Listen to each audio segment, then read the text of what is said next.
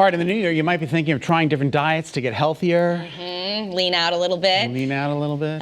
So maybe you're thinking of going on a cleanse. I know I always consider this, but registered dietitian Dana White says there are some reasons why a cleanse might not actually be the best thing and what you should do instead. Hi, Dana.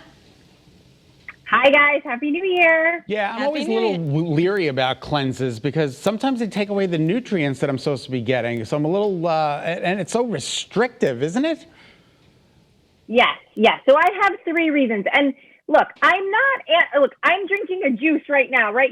I just wrote a juicing cookbook. This is not anti-juicing, but a lot of these juice-based cleanses can actually cause more harm than good in the long run. I know they're appealing.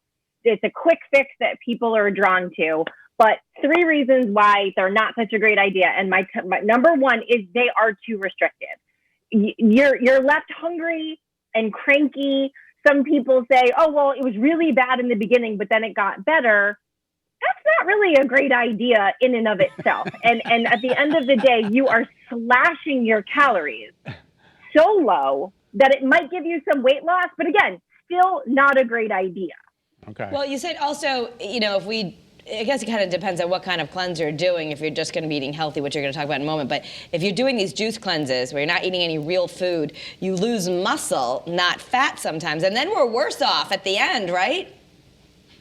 Totally. So because of the caloric restriction, right, is one piece of it. There's also stress hormones that get released as a result of that really low calorie diet. So it's like you're cranky, but there's literally a physiological response. And there was actually a study done a few years ago that found that some of those stress hormones, actually the increase in those stress hormones lasts even after the cleanse is over. So this is something that's going to keep going even if you're only doing this for a week or 2. And yeah, those hormones coupled with that really low caloric intake can actually mean that you start, instead of losing fat, which is what people want to lose, you're losing muscle instead.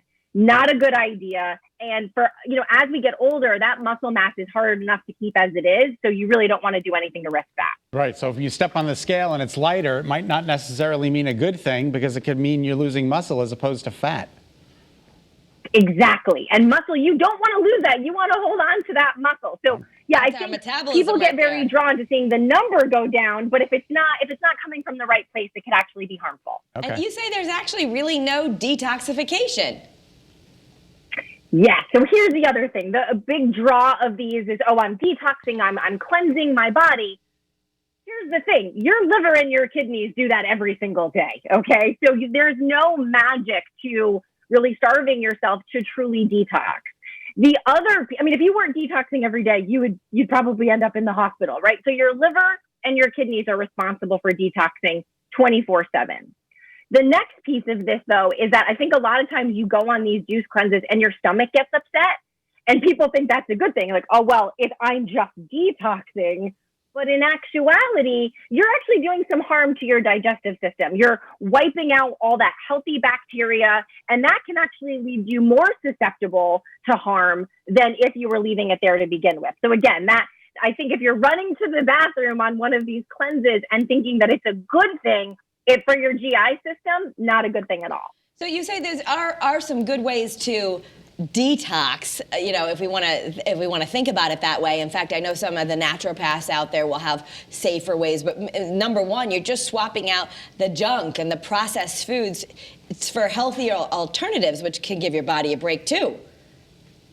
Right. So yeah, you could make the argument, again, all these different detox plans are different, but one common theme is that they're usually saying, cut back on the added sugar, increase the fiber, eat more fruits and vegetables.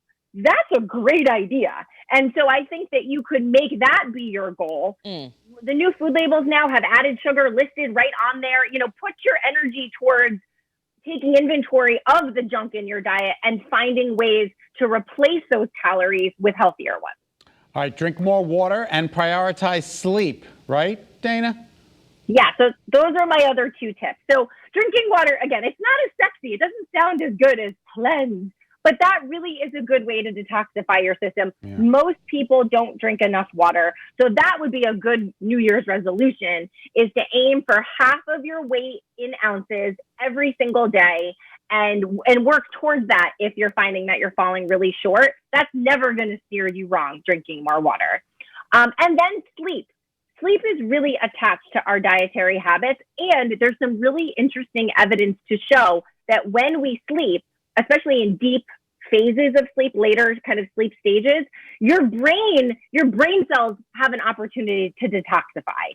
So there is some evidence to show that there are some habits that truly promote detoxification, but they're not found in a fad diet. Well, isn't that interesting?